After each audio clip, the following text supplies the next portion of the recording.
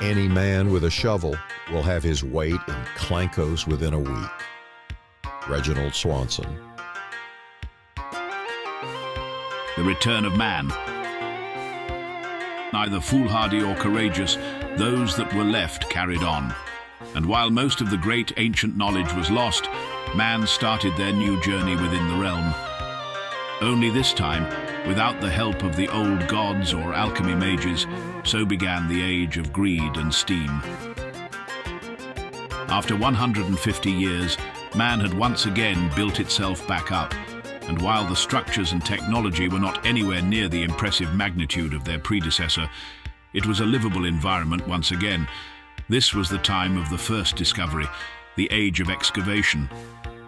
Reginald T. Swanson II was a poor man who spent his time digging in the hills surrounding the Great Basin, looking for rare stones and gems or any other thing he might be able to sell for a few clankos. But on that day, he discovered something else, the top of what appeared to be an ancient, ornate building. And when he got to the pub that night and word got round, the rush began. Every man looking to make a name for himself or to make it rich started a digging company, and what followed was a seemingly endless supply of incredible buildings and technology deep below the mud. There were many groups and factions. Some would simply sell anything they could dig up to the highest bidder. Others aimed to learn about the past and try to catalogue their findings to help understand where they came from. And others still had the outright gall to dig up buildings, then simply claim they constructed said building, and then open a shop or an inn within its walls. This group came to be known as the Reclaimers. Most of their kind moved to the far northeast and started their own society based purely on these unadulterated lies. Steamopolis, city of the future from the past. The largest and most ambitious dig was that of Deep Well, a sprawling city filled with incredible buildings. This would become Steamopolis, the capital city of the realm. Ancient buildings fitted with new steam technology, a shining beacon for man's return to civilized society. Although this was a period for many to gain great wealth and clout, it was also a time of exploitation.